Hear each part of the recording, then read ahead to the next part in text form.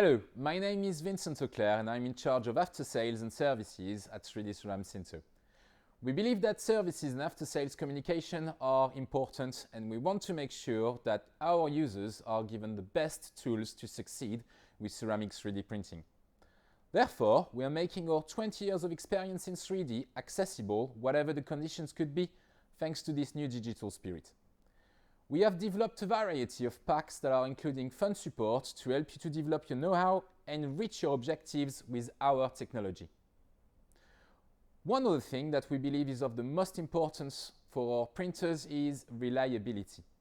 Ceramic 3D printing has started its industrialization, and one of the key features for equipment in an industrial environment is its reliability. So keeping this in mind, we have developed a program of preventive maintenance that is including regular checks performed by our customers, as well as an annual service visit to prevent any reliability issue. On the other end, and thanks to the global pandemic, we have developed a new approach to help our customers via augmented reality. What does that mean?